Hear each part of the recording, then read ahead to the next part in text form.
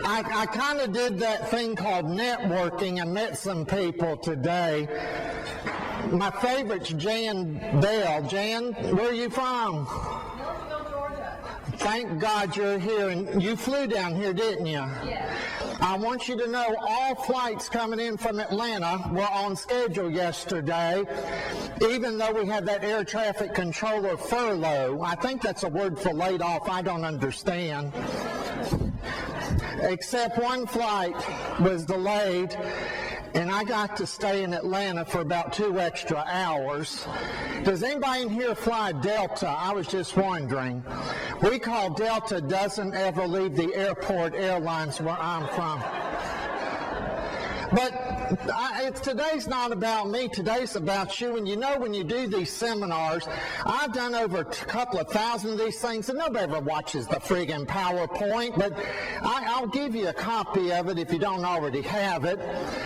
But I started off in accounting and auditing, and I got interested in this field called forensic accounting in the 90s because somebody stole my identity. Was it somebody I knew, loved, and trusted, or a stranger? What do you think? Somebody I knew, loved, and trusted, and they're dead now.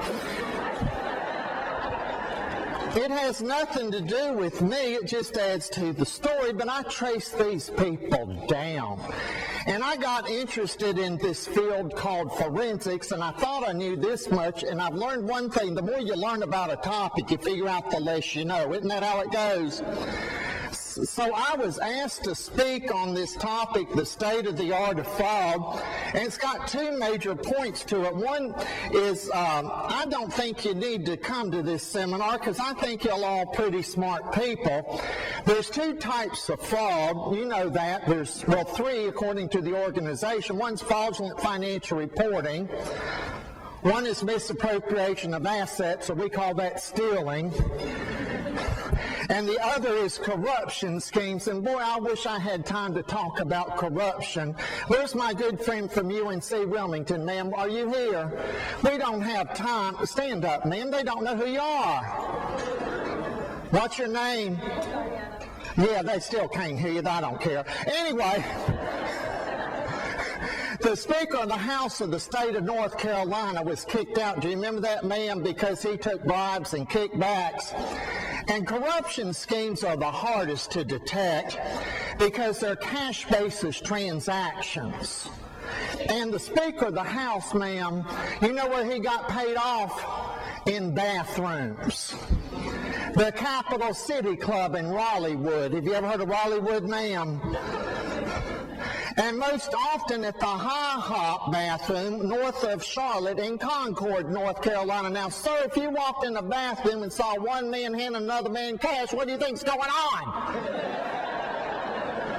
It's not that senator from North Dakota in the Minneapolis airport either. I can't talk about him. But we got a whole bunch of corruption schemes, bribery, kickbacks, all those types of issues. Then we got fraudulent financial reporting. Nobody likes to hear about it because it's boring. But 95% of the dollar amount of fraud has consistently been fraudulent financial reporting. Not misappropriation of theft. Not where somebody steals stuff, but when your 401k kind of dropped a lot back in 2007, that's what it's due to. And I thought, do I need to have a big, long dog and pony show on misappropriation of assets? And I said, I'm speaking to all these smart people. They can spot fraud. Can you see this in the back? Can you see this in the back?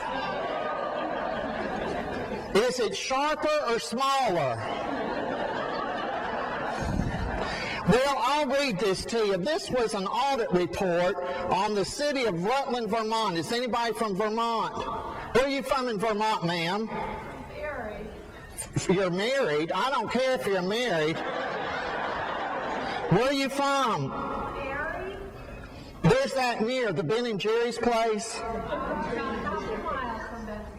Oh, yeah. I still can't hear a word you're saying, but okay. Have you ever heard of the city of Rutland, Vermont, ma'am? Yes. I don't care. I'm just killing time till I find the page I want. Did you read their audit report? If you can't read this in the back, I want you to see, because I know you can spot fraudulent financial reporting. Here it goes. The city has not established procedures to accurately record and report the financial activity of the city. Now, do you see any red flags as we go through this? A consistent and accurate basis of accounting is not applied to the activity within each fund. The city's accounting system does not reflect fund accounting. That's not fund, that's fund. Which requires that each fund be a self-balancing set of books. Balance sheet accounts are not supported by substantiating documentation, nor reconciled regularly. And bank statements are not accurate. They love this word accurate in Vermont, that's all I can figure, man. They put it in here 14 times. Don't they have a thesaurus or whatever that thing's called? Operating transfers to funds are not accurately. Interfund activity is not accurately authorized. They don't want to say they're stealing, you know. Revenues and expenditures are not accurately recorded. Equity accounts are incorrectly adjusted, and the city's not presented a statement of cash flows. Now, can you see red flags is my question. See, you don't need me to talk about this stuff. I'm telling you, it's really something you already know about. That's the city of Rutland, Vermont, but I want to let you know, fraud is good in good times, fraud is good in bad times, fraud is good any time. Because when we think we're doing really well, maybe we're doing a little bit better, and we're skimming a little bit off the top. When we're doing a little bit bad, maybe we're not really doing that bad, we're meeting people's expectations. You see what I'm saying? Sir, you're with where? You're from Kentucky, sir. That's what I thought. Do y'all have budget problems there, sir? It's yes or no. We don't have all day. Do you have budget problems there? Yeah, that's what I thought. So have you had a raise in the past 5 years? Oh, I was speaking out in Phoenix, last week. They haven't had raises there. So we're going to talk about misappropriation of assets frauds mostly today because y'all deal with cash receipts and cash disbursements. Is that true, sir? It's yes or no. Don't say, sir. It adds to the time. They're paying me by the hour. You got that, sir? So everybody knows this. Here we go. Fraudulent financial report. I'm going to do this real quick because everybody wants to know how to steal and not get caught. But I'm going to tell you there's nothing new about fraud. What I have learned after studying this for 10 years is I'm about 1/10 as smart as I thought I was. And the second thing is everybody does financial statement fraud the same way it's been done for the past 100 years. It's done by top management. They make a journal entry. Do you see that? Which means they have to leave an audit trail. Why don't we catch it? Kickbacks, payoffs, we'll get into that. Misappropriation of assets is what you love to hear about. That's done by employees. 90 to 95% of the cases have always been, are you ready for this? Misappropriation of assets or stealing, but it's only 5 to 10% of the dollar amount. How is it accomplished? How do you accomplish it? This student said to me, I'm so proud of him in introductory accounting. Anybody have an introductory accounting course? Has anybody ever heard of accounting? That student said, Dr. Helms, when I steal, do I debit fraud expense and credit cash? I was so proud he knew when expense was a debit, I didn't know what to do. Because now they use this thing called QuickBooks. You ever heard of QuickBooks? It's the sign of the devil. It's got 3 6s in it, right? I mean, you can change beginning balances. I told that student. Only an idiot would make a journal entry when they steal. When when you steal stuff, you get it by weight. Ma'am, you look so sharp and nice right there. I really can't see. I think this contact's in backwards, so I'm just making this all up. But ma'am, have you ever gotten anything by weight? Yes. What have you gotten? Meat.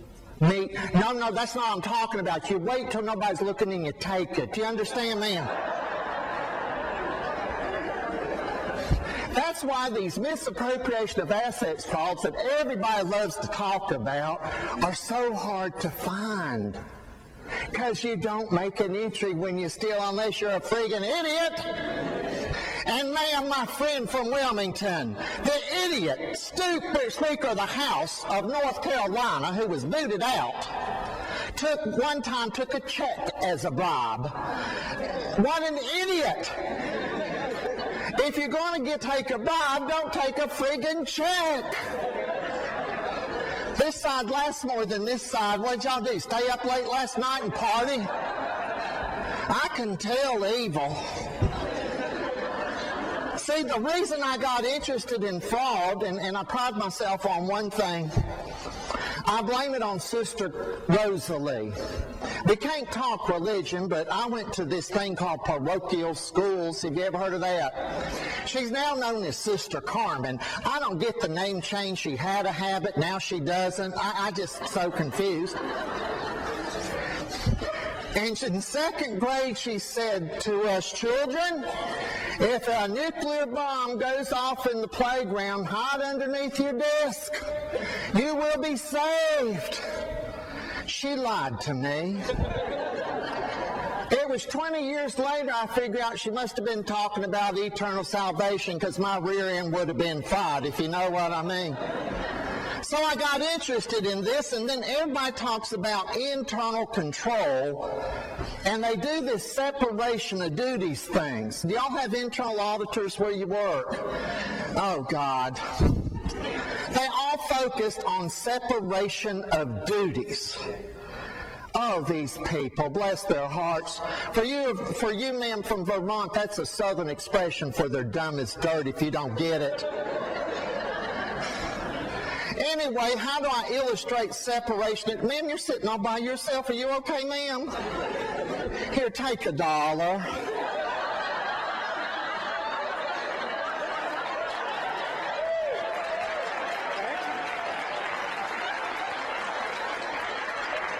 I'm going to teach you how to feed multitudes in the Atlanta airport later today with that $1 bill. You got that?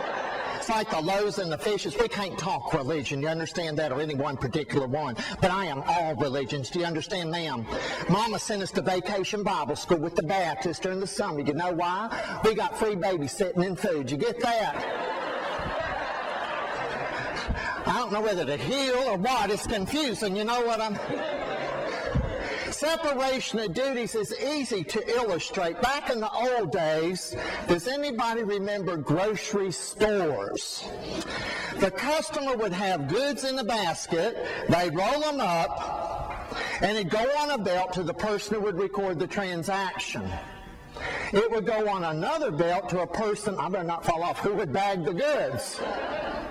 And then you'd always be in line behind that person who would write a check. They'd wait till the total comes up to pull the checkbook out of the pocketbook. You know what I mean? Separation of duties, access to assets, authorization of transaction, bookkeeping, and independent reconciliation. All these accountants have said since year one, if you want a good system, have separation of duties. The person or the customer had access to assets. The store employee recorded the transaction or the bookkeeping. The bagger was independent reconciliation, making sure that the person who was checking you out, the clerk, was not in collusion with the customer. And finally, the store manager was authorization of the check. Do you remember those days? Separation of duties has never worked to stop fraud because of the C word, collusion or complicity. The auditing part of me says do this. The forensic part of me says it's never worked. Why waste your friggin' time? Yet they got that questionnaire they check not applicable to, don't they? An evil descended upon our nation in the late 90s. An evil beyond all imagination. Systems changed, but your controls didn't. Has anybody in here ever committed the sin of self-checkout?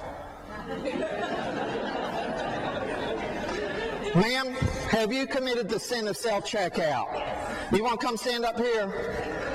I don't care. It takes up time. I get paid by the hour. Walk slower. You don't have to dance. Come on. I'm going to ask you 3 questions. Who bags the goods? Me. A third-party stranger, you with this? Who has access to the goods? Me. A third-party stranger, to get this? Who authorizes the transaction? Me. A third-party stranger. You do all those duties, don't you, ma'am? Yes. Thank you. You want a $50 bill, ma'am? Here. Here you go. Here's the $50 bill. Thank you. I give money out at my seminars. Not people do that. Systems change, but you don't. I sat with my good friend from San Francisco State, ma'am. Where are you? Did she leave? Stand up. They want you to show pictures of people. You understand? I have to get in with what Jason wants so I don't get paid. Systems change. People don't trust people, but you trust systems. And that's where your threats are going to be. Self-checkout, ma'am. How can you steal and not get caught? Give me 4 different ways, ma'am. Do you think evil? Do you see problems with your system? Ma'am, what you do is you get ribeye steak, you put it on the scale, and punch in the code for green beans. Have you ever done that, ma'am? This conference pays for itself. Have you ever done that, ma'am? My favorite method is don't record the transaction. Leave it on the bottom of the cart. You got that, ma'am? Or you can do what that SAP programmer did in California. He switched barcodes on Lego toys. Or you can go online and Google barcode maker. I don't have time to go over all these schemes. Print out your own barcodes and slap it on it. You ever done that, ma'am? Or does anybody in here have an item in front of them with the barcode? Just cut it off, put it on the bottom of your hand, put the ribeye steak on top, and do that. And you get ribeye steak at Diet's right prices. You ever done that, ma'am? With inadequate separation of duties, you can steal and not get caught. And then all these people say, we got this mitigating control. I said, what is it? It's the person who's observing. The teenager on the iPod, you know what I'm talking about? Listening to Lady Gaga. Oh my God, that Madonna wannabe. They don't know what disco is, do you know? That's the mitigating control, but when I put the C word in, it all falls apart. You're at one self-checkout, ma'am, I'm at the other, and ma'am, you're what? Observing us. And what happens is I have a problem. Your attention's going to be directed here while you what? Still, I've never in my life seen a case of misappropriation of assets that did not either involve collusion or complicity. People knew what was going on, but they kept their what? Mouth shut. So I'm going to argue from a forensic standpoint, I don't put much credence on what? Separation of duties. But all the auditors and internal control people do, because they have this perception it will prevent fraud. Oh my Lord. Fra Luca Pacioli. Who in here speaks Italian? Who in here is Italian? Oh, thank God, ma'am. Stand up. Where are you from? I'm just killing time. I'm really not interested. Where are you from, ma'am? Everybody's from Ohio. They must not have a budget problem. Where are you from in Ohio, ma'am? Well, that's good. Fra Luca Pacioli, and I'm just cutting this down. Do you know who he was, ma'am? Huh? He was Italian. Does that help? He was a monk, and he was Catholic, and he lived in the late 1400s. Does that help any, ma'am? And you think I was? He's the father of accounting. He invented what my students call accrual accounting. And now you've never heard of him. That's the same, because he's the reason why we're here. He created accounting, Fra Luca Pacioli. He lived at a time, ma'am, when a certain number of days was named after Roman emperors. Did you know that, ma'am? You don't have to call me, sir. You got his problem. Just yes or no. They named a certain number of days after Roman emperors. Man, Emperor Julius Caesar, what month did they name after him? Julius. You can do 50-50 or call a friend, I don't care. They named the month of, give her a hint, Emperor Augustus. Emperor Septembris. There wasn't a Septembris, you fools. And because of him, you learned that you should reconcile your bank account how often? That's what I thought. That answer's wrong. How often should you reconcile your bank account? Why? Huh? Reconciling it daily is too late. Ma'am, let me ask you a personal question. You don't have to answer it. Do you use the internet? I'm just asking. Do you have its security fixed? Like a security code on it? Yes. Have you ever noticed strange cars parked outside of your house late at night? No. Well, ma'am, what happens is you think you're safe, don't you? It's yes or no. Do you think you're safe? Yes. What I'm going to do is I'm going to get some software called PW Crack, and I'll pull that up in a minute. I got disconnected from my web. Don't look up there. Look at me. Nothing's up there. And what PW Crack does is it lets me break your password. Did you know that, ma'am? To get into your internet. Have you never heard of this, ma'am? No.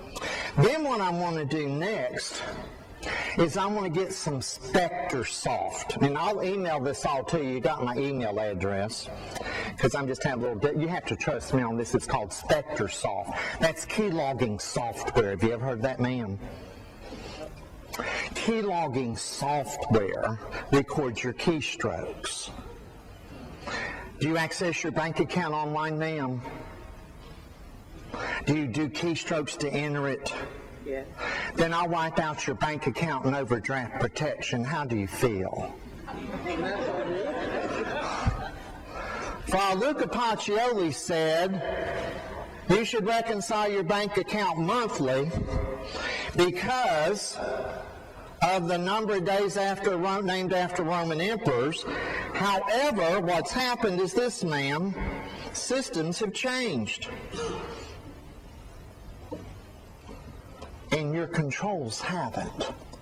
Because people are still designing controls based upon a man who lived 500 years ago. So when those auditors say, how often should we reconcile your bank account? You should say daily, true or false. But if I've cleaned out your bank account, that's going to be too late. Fra Luca Pacioli taught us this thing called detective controls.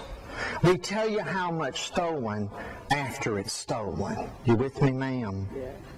What we need to think about in today's systems are preventive controls. You want to stop the fraud from happening. We don't want to tell people what's stolen after it's stolen, do we, ma'am? No.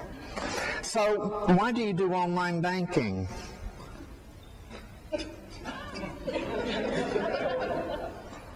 Easy. Rule number 3. My friend at San Francisco State. Well, I was listening to you this morning. You didn't think I did. She uses an evil beyond all evil called remote deposit capture. Sorry, bankers. With convenience comes lack of control. Are you with me, ma'am? With convenience comes lack of control. See, I remember back in the old days, good times I remember, they were fun days filled with simple pleasure. If I wanted to get cash out of the bank, I had to go inside the bank. Have you ever heard of that? I know this is strange for y'all, but I actually had to go inside the bank. Then they came up with these things I'd never heard of before called atoms. Has anybody heard of an atom? Have you ever used an atom? ATMs, I think they call them in Vermont, ma'am. And I didn't trust the ATM. I would take my card and put it in and get a balance. I'd take my card and I'd put it in and I'd get a withdrawal. Then I'd take my card and I'd put it in and I'd get a balance. The difference between the two balances was the transaction. Do you remember that, ma'am? I did that for 2 years. And after 2 years, ma'am, I committed a mortal sin. Do you know what a mortal sin is, ma'am? Do you go to confession? Do you go to confession? No, why don't you go to confession? I don't care if you're Catholic or not. You need to do it and tell the priest, make up things. Watch their face. I trusted that system because I thought consistent use of the system with accurate results means I could rely upon the system. And guess what? You can't. Everybody focuses on internal controls and internal procedures when I believe your risks are from the outside as much as the inside. And evil happened in the 90s, and I just don't mean the evil of self-checkout, but the evil of ATMs were popping up. They were just at banks. Do you remember those days? Then they were popping up everywhere at the Jack. Do you have Jack in the Box in Vermont, ma'am? You don't have it in Montpelier either. You don't have any fast food restaurants, you highfalutin people. But you do have the New England Culinary Institute in Montpelier, don't you? See, I've been there too. I've spoken everywhere. Burlington, Montpelier, and I can even say it. But organized crime started buying these ATMs and putting them out in locations. I'm originally from Asheville, North Carolina, a tourist town. We used to put ours outside next to the Wachovia Bank called Wachovia. And the person would come up and the ATM wasn't connected to the network. You'd put your card in and you'd make a withdrawal, but it was a standalone system. Has anyone ever used one of these things? And if you asked for less than $50, it would give it to you. If you asked for more than $50, it would say closed, but it was recording your what? Card number and your PIN, and within hours, people would be flying all over Uzbekistan on your credit card, which is where you'll wind up sometimes if you fly Delta. Therefore, true or false, the only ATMs I should use are those at banks. Who said false? Man, you get a $50 bill, come on up. Give her a hand. Why? What? Why don't you use ATMs at banks, ma'am? Well, you can install a skimmer on any ATM. That's right. Here, ma'am, get 100. There you go. You can put skimmers on ATM machines inside of them that record it. Ma'am, do you get gas at the gas pump? Yes. Who's from New Jersey or Oregon? Raise your hand. Where are you from, ma'am? Oregon. It's the only civilized states in the entire United States are Oregon and New Jersey. Why do I say that, ma'am? Because you don't have to pump your own gas. Amen, amen. Hallelujah. It's the Baptist in me. You don't have to put gas in your car, do you? People do that for you. Do you put gas in your car, ma'am, or does your husband do it? I do it. You do it. And how do you pay for that gas? With my credit card. With your credit card, good, your liability's only due to what? $50. Right. Right. If you use your debit card, I cleaned out your what? Overdraft protection. Don't use what? Pay at the pump. It's more convenient, isn't it? Because there's skimmers in all the gas pumps. You know that, ma'am, don't you? Particularly who's from Pennsylvania, Downingtown, Pennsylvania. They have gas pump skimmers in their gas pumps. You can't trust what? Systems, yet people tend to what? Use systems. It's consistently, and they trust them, and sir, you just can't do that. Do you understand? See, you're going to have problems with your systems, and you're not going to know how to fix them. I heard that y'all deal in cash receipts too. Is that true? And cash disbursements? That reminds me of my first audit back in 1974 when you weren't even born yet, ma'am. I'm looking for a good evaluation. Did you get that? And that partner with that CPA firm in Greensboro, North Carolina said, we want you to audit First Presbyterian Church. I said, you can't audit a church. A church is full of good, holy, honest people. It's a sacrilege. We got that word in the Catholic Church, you understand? I went to confession, you understand, ma'am? And you know what he said to me? They always hit you, well, you didn't do anything sexual. I said, at this age, you got to be kidding. They always hit that sex thing. I don't know why. It has nothing to do with the story. But anyway, they're passing around. I went down to First Presbyterian Church for a Sunday service, and I was shocked. They were passing around this basket full of what? Oh, my Lord. I saw a kid with Scotch tape. Thank you, ma'am. Who had it on his hand, and when the basket went why, he did that. I was amazed. There was this guy who stuck in a $5 bill and took out 20, pretending like he was making change. I didn't understand how you could put controls over cash receipts, ma'am. I worried about this. How do you stop fraud? When you know there's got to be a way to do it. It was 20 years later, ma'am, I was at New York City. Have you ever been to New York City, ma'am? Yeah. You ever been to Times Square? Yeah. Look at her smile. Wish you were on the webcam. There's sin in Times Square.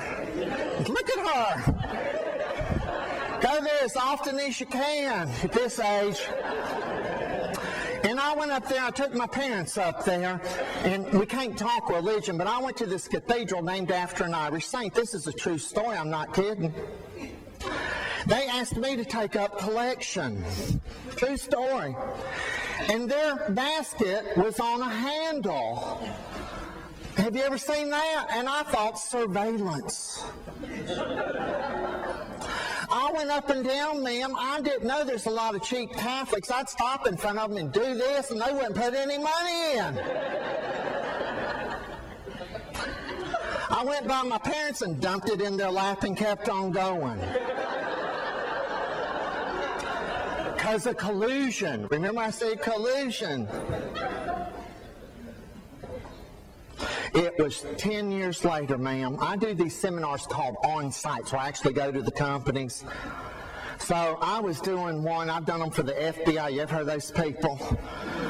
I don't charge them a fee. Do you understand, ma'am? You never know when you might need a quid pro quo, Clarice.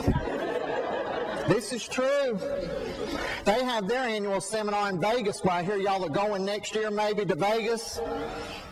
Not at Bellagio's, the nice place at Bally's, you know, the cheap place across the street with the shag carpet. I've done them for Microsoft. I mean, God, they don't have security at Microsoft. But I did it for this on-site called BET Network. Anybody heard of BET Network? Black Entertainment Television. I saw white person there. I loved it. I did my rap. They wouldn't hire me. I wanted to be on TV. You understand, ma'am? They don't do production facilities in Washington. Do you understand? They moved all that to California so that we had this studio with this high ceiling. It was December. You know, it gets kind of cold up there in Washington. And they put curtains around to make a room. Do you understand? For the seminar. All the heat went where? We were colder than you wouldn't believe. There was a man trying to get in through the curtains, and I used the best line I've ever used at a seminar. I said, "Pay no attention to the man behind the curtain." And they understood it. I was so happy. So I go over this story. You're going to think about your systems. Do you understand? You go, I've got weaknesses. I can't figure out how to fix it. For honest, this is a true story. For 30 years I go, how do you have control over cash receipts at a faith-based organization? This large African-American woman raised her hand and says, "Glenn, we got controls at my church." I said, "What are they?" She said, "The minister stands in front of a locked metal box, and everybody does what? Comes up and puts money in." I thought, Lord have mercy, that's a locked box at a bank. You remember that concept? I said, "Ma'am," I gave her $50 too. I said, "You are the smartest woman I met in my life," because you always have respect for people who can solve problems you can't solve. She said, "Glenn, we've increased the percentage of people who donate, because nobody wants to be seen as what? Cheap and petty. And it's a metal box so people don't put coins in it." And she went just like this. We added a wing onto our church, and she said, "Wing that way." That's the first time I've ever heard of internal control increasing revenue in my life. Do you understand? Yeah, we've got controls. How do we fix them? Who in here, I gave you this example, ma'am, of key logging software, didn't I? And I can wipe out your bank account. What's my preventive control? I got to talk about preventive controls. Who in here has a security token? Tell us what a token is, sir. Stand up. We can't hear you, but just say whatever you want to. What's a token? It's a security code that has a changing code that you need to access for like a banking transaction. So you've got a physical, do you have one on you, sir? No, I don't. What do you have on you? A phone and a name badge. And a what? And a name badge. Oh, well, that's good. Sit down. I don't care. A token does this. A token is a physical device that's got a constantly changing number, right? So when you enter your bank account, if somebody's got key logging software on your computer, they've got to have your username, your password, and your token number. Is that correct, sir? Yes. But the token changes every, 30 seconds or so? And it's what? And the bank has that same, and be careful how I say this, algorithm at the bank. Anybody heard of an algorithm? And so if somebody's got key logging software in your computer, they've only got 30 seconds to get that token number. But by the time they log on, it's what? Too late, because you got them blocked out. Detective controls, reconciling your bank account, etc. I'm not saying do away with them. I'm just saying you've got to put in a blend of also preventive controls. See, systems change. I keep on telling you about these external threats. There's going to be slight changes to your system for convenience. You got that? I keep on saying that with convenience comes what? Problems. And one thing that happened in the early part of the 2000s, is that how you say that, ma'am? The aughts or the 2000s, is it became more convenient for you. Remember the old days when the bank used to send you checks? Does anybody remember those days? You got your checks from the bank. Then you could get your checks from anywhere. Walmart. You know all about this scheme, don't you, sir? Yes. Sir, you stood up. What's your name? Tom. What? Tom. What's your last name? Shannon. See, you got a face with the name now. And where are you from? Illinois. Where in Illinois? Bloomington Normal. Where are you from? Illinois State? Yes. I got my master's there. Is that right? Don't hit me up for money. Yeah, is that Waterston Towers 2 large dorm still sinking? Whoever designed that. It's the only university that built these high-rise dorms. They're sinking, aren't they, sir? And you make people stay in them, aren't you? Don't talk about housing shortages to me. But people would make up fake checks, you know this, with your bank routing number and your account number, and they'd go through. And the bank said, you got to have a control called what? Positive pay. Do you remember that? Who's got positive pay? Hot dog. Who doesn't have positive pay? Ooh. Who's got payee positive pay? Who doesn't have payee positive pay? Make sure your positive pay system has payee positive pay, because the vendors intercept the checks and change the payee on the check. Yeah, we got all these statistics about check fraud and all that stuff. I'm going to talk about some other types of fraud. So I'm going to flip through to the check fraud and things like that. And I don't survey people. Accountants, was that too fast for you? See, I got to cover this whole thing in an hour. I don't get paid. I didn't say how quickly I do it. But here's the number ones. Here's the ranking of what? The misappropriation of assets frauds. It's not necessarily cash receipts, because most people have stuff go to a lockbox or those types of things. But the number one fraud, since you've been able to get what? Checks from others sent to you than directly from the bank for the past 6 years, still check tampering, believe it or not. Where you change the name on a payee. Has anybody ever done that? Check tampering. You get the MICR code and you change it. Well, look how people do it. But my friend from San Francisco State, how are you doing, ma'am? Do you get the checks back, or do you get images of the check? Huh? I can't understand you, ma'am. You get the images of the check. How about when you write checks? Do you get the original back or the image? Pay close attention. In the old days, ma'am, remember the stories you'd hear about the bookkeeper with inadequate separation of duties or in collusion would write a check to him or herself. It would go through the system, and that person would get the check back. Do you remember that? And then they'd use something. Have you ever heard of whiteout? You're kind of young. You ever heard of whiteout, ma'am? And they'd white out the payee's name to a valid vendor. Do you remember that scheme? Now what happens, I think you said, is the check goes to the vendor, and that image is what you get, don't you, ma'am? Yeah. You change the image or the information on that check with Bluebeam software. You got this? Has anybody ever used Bluebeam.com to change the image of a check? Stay with me slowly. Check tampering doesn't just mean the paper check, it's the image. Ma'am, you got your computer up. Are you emailing people? Check Bluebeam software. You can do it with Adobe Acrobat. What I do is, don't tell these people who are sponsoring the seminar, but I got to give them receipts. Has anybody ever done that? I go to fakereceiptmaker.com. Has anybody been there? You can make up fake invoices. You ever done that, ma'am? Stay with me.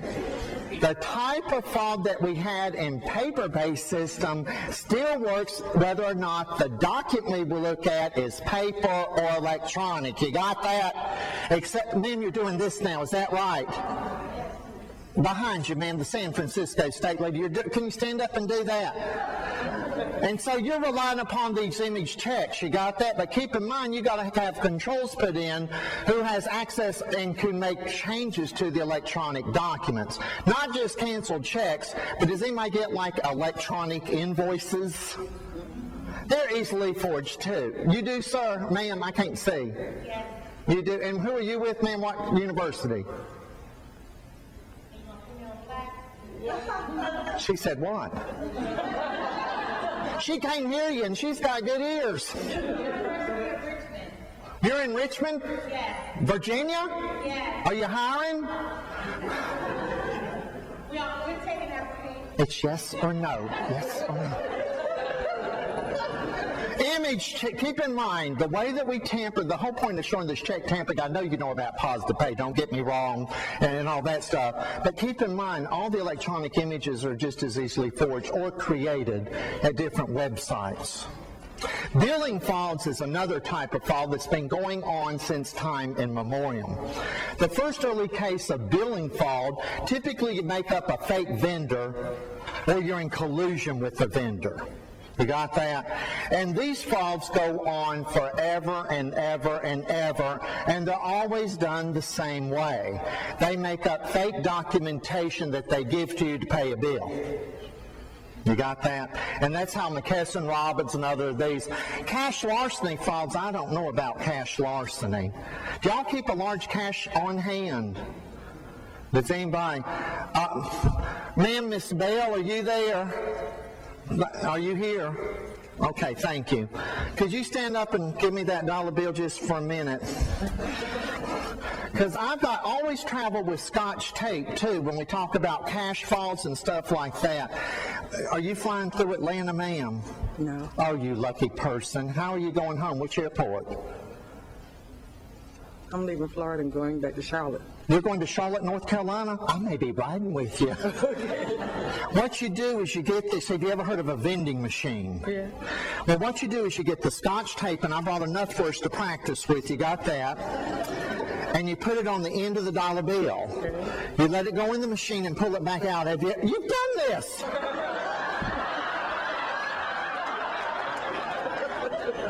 Has anybody ever done that? I just called. I can't hear her, and she's right here. Don't worry about you, ma'am. But you what? Put it in. The reason I know about that, I was speaking in Atlanta. Has anybody ever heard of Atlanta? Oh, you're from Charlotte? South Carolina. Oh, you're from South Carolina, where they drive the big cars with the hood ornaments.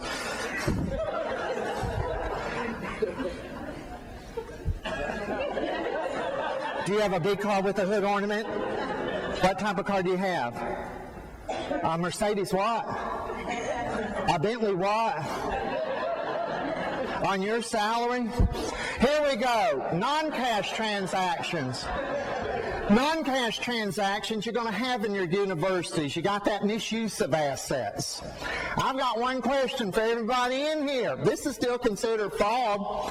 Has anybody sent a personal email from their computer at the university? The answer is no. Ma'am, do you do that at UNC Wilmington? The answer is no. No, but the answer is no, because in North Carolina, they fire your rear end, don't they, ma'am? Yeah, North Carolina is very strict about misuse of what? Assets. We can't even, I've got friends who are professors, they can't send a personal email. In fact, I sent them a personal email. They wrote back and said, you can't send personal emails. My other type of fraud that I love with a passion is skimming. Skimming is when you take the cash and you don't record. That's my favorite type of fraud. It's the teenager at the kiosk in the mall, you know, who takes the Oh no, I just made a mistake, ma'am. Are you ready for this? The young people don't carry cash. Slowly, let me say this again. So you don't carry cash, do you? Something amazing happened to me when I looked at all these fraud statistics. I looked at them, and I was outside the Harris Teeter. You got a Harris Teeter in Wilmington, ma'am? And there was this guy collecting for the Knights of Columbus. There was this lady with Salvation Army. Do you know what I'm talking about? They had those little what? The things, buckets that you put the money in with a little lock that you can pick easy. And the young people weren't donating. Why? They don't carry cash. You've got to accept alternative payment methods. I'm going to argue that my nonprofits are hurting their revenue stream because they don't have iPhones with the square. Who's got an iPhone with a square on it? Raise your hand. Being used at your university for cash receipts. You do, ma'am?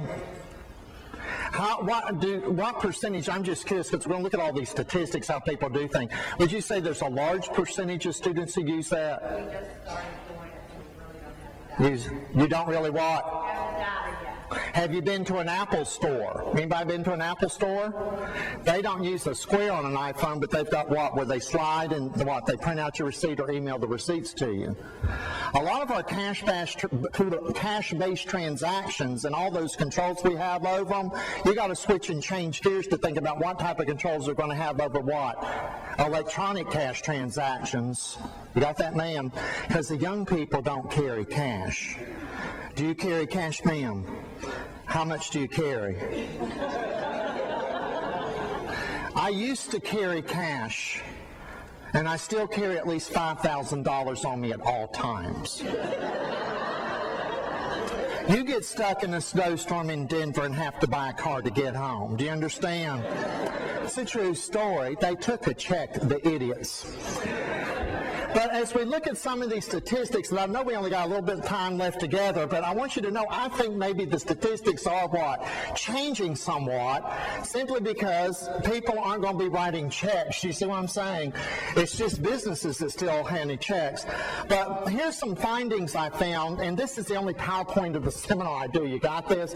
Because I think this is important to you and your positions at the universities. And the best, or the most recent statistics I can get are from this group called the Association of Financial Professionals, and these are people in companies who make disbursements, which I think y'all kind of do that. They said 71% of the organizations experienced attempted or actual payment fraud, but that doesn't mean it went through, because you know they could have what? Positive pay. You know, they've got controls put in perhaps. Larger organizations were likely to have experienced payment fraud than were what? Smaller. And they say the number of fraud increased. What shocks me, unlike you here, when I do seminars to people who are in small and medium-sized companies, I still say that even today I am shocked 40 to 45% of the people have never heard of positive pay. You with me? And I would have thought by now everybody would have positive pay put in, or use of tokens, sir, like you've got. Sir, with Illinois State, quit texting. There goes your donation. Can you tell us, a professor? I can spot that a mile away when you hit that little button. Here we go. Here's where I think the fraud's going to happen. ACH debit transactions. Has anybody had an attempted ACH debit go against their account? You have, ma'am. Can you tell us or share with us, you've had that happen, and how did you catch it? Well, it was a California transaction, and I hadn't been to California, so I caught it just by logging online and looking at the bank account. Here's when it goes. The evildoers probably assume, maybe incorrectly, that you have positive pay and that you have payee positive pay. So what they do is they start running ACH debit transactions. You need to look at your bank account daily, because an ACH debit posts as a memo and then it clears the next day. Ma'am, did you have problems with that? Well, I caught it. It was probably maybe not even an hour after. An hour after. So you're looking at your bank account that often?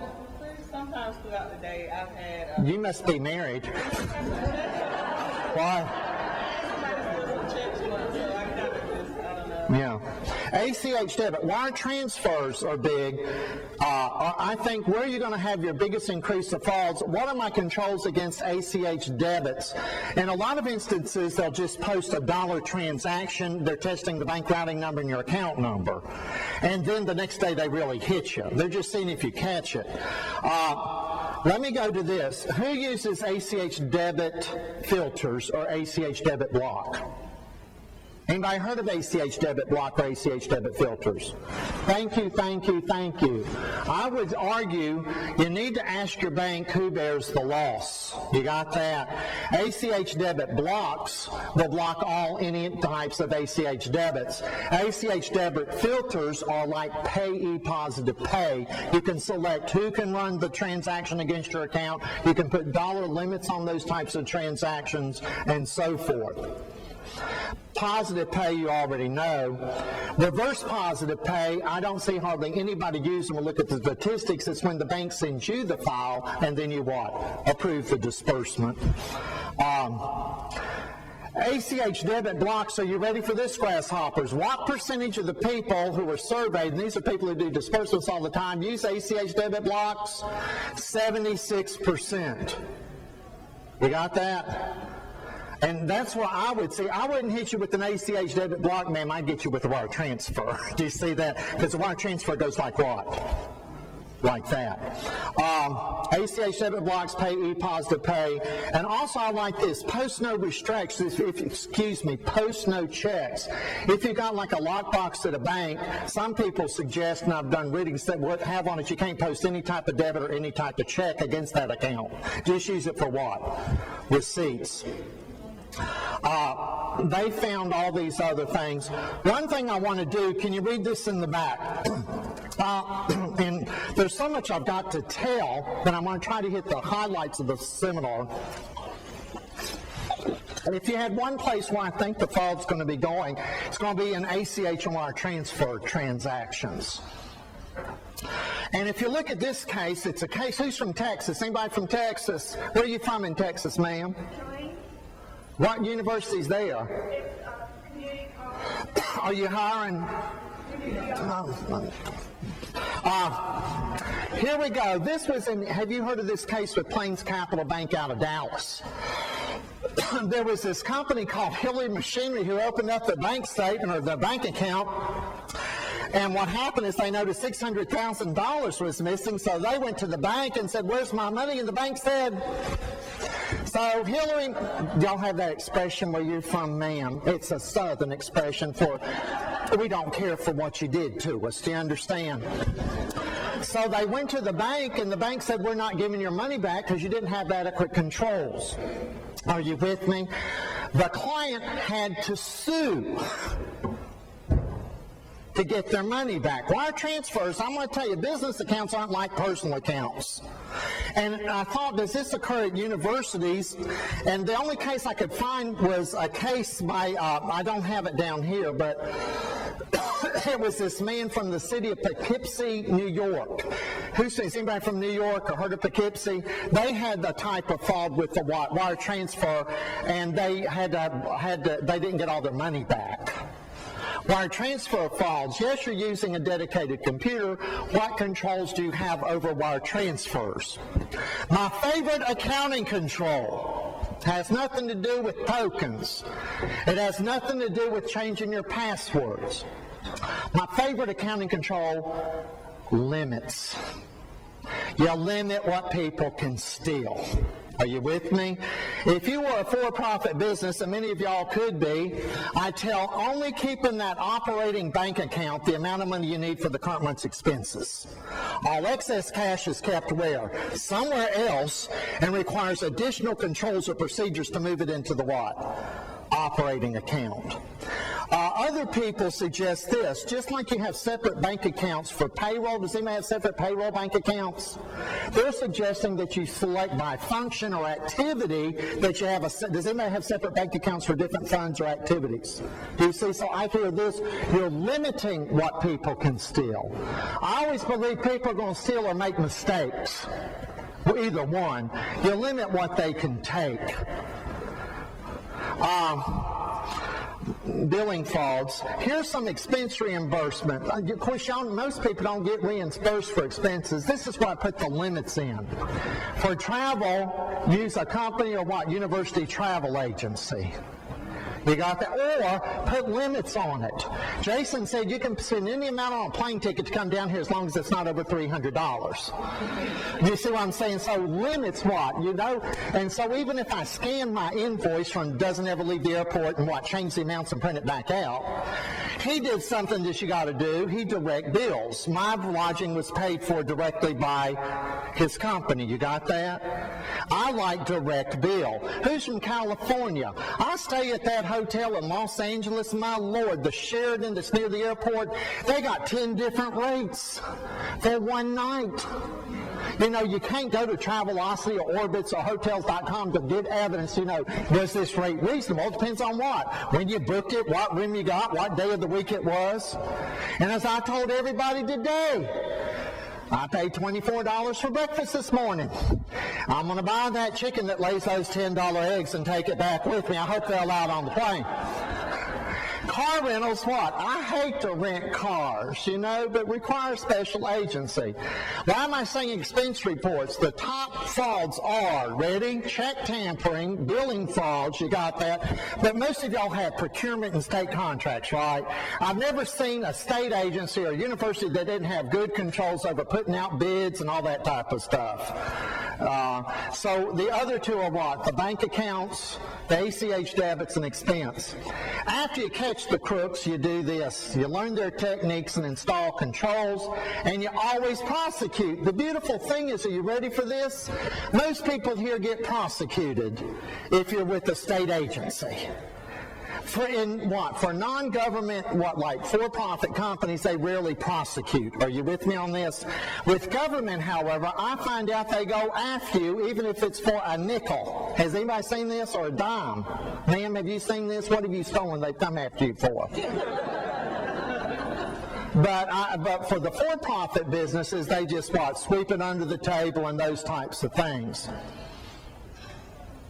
Prosecution. Here's what I say to the for-profit. You have people sign every year, if there's a fraud, I will cooperate. I'll name co-conspirators. I'll state who were complicit, and I'll state how much I stole. They'll never do this. So has anybody in here heard at university level that you file a 1099 on them? Has anybody heard of a 1099? Well, what you do is if you steal from me, I set it up as a receivable and then I write it off as a forgiveness of debt. And so if you don't get a lot of satisfaction against the people through prosecution or other avenues, you just let Internal Revenue go after them. Sir, what is your name? You've laughed more than anybody. Could you stand up and introduce yourself? Is my zipper down or what? I don't know. Don't get that on film. Yes, sir. Who are you? Matt Kennedy from Champlain College. From where? Champlain College. Where's that? Vermont. Not Rutland. You're from Vermont, too? Yes. You didn't raise your hand. Yes, I did. Oh. No, you're from Vermont? Yeah. Here, come get $1. Here. And here's an extra taxi cab receipt that I got for Jason. Don't tell him, okay? To sum up, let me sum up today, and I'll be available for about 7 minutes after the seminar. Because I got a one-way ticket on a northbound plane. That's Leanne Rhymes. Anybody ever heard of her? It's yes or no. People tend not to trust people, but you tend to trust systems. I didn't have time to talk to my friend, but I spoke to you about how to steal using remote deposit capture, didn't I, ma'am? You talked about remote deposit capture, so you're going to talk to this young lady over here. Stand up if you want to know how to steal if you're using remote deposit capture. Because that's convenient. You don't have to go to the bank to make what? Deposits. Anytime you got convenience, you got a problem. Number two, remember this. Your threats are from outside as much as the inside. Your internal auditors and state auditors are going to focus solely on internal control. They aren't going to consider the risk that you have from outside of the entity, like hackers, people who put viruses on your computer. I'm going to give you one recommendation for the best book I've ever read. It's at Barnes & Noble. Has anybody heard of Barnes & Noble? It used to be a bookstore. Now they sell coffee, gifts, cheesecake. I don't know what they are. But my favorite book that they sell there is called the Dummy Series. And they've got Hacking for Dummies. You got that? They have Hacking Wireless Networks for Dummies. You got that? I'm not selling my books. I'm selling their books. Go read these hacking books and you'll find out. You'll think twice before you use the internet again, a public network. Put limits. Don't worry about all this technology jibberoo that we talk about, like tokens and stuff like that. Put limits on what people can steal. And finally, remember this. They had a lot of food left over from breakfast. I only saw 3 people put the food in their purse. Now at 3 o'clock you're going to have dessert. You got that? I'll be stuck in Atlanta. You got that? About the time you're having the dessert, think of poor me. Thank you for hearing me today. I hope to see you again in the future.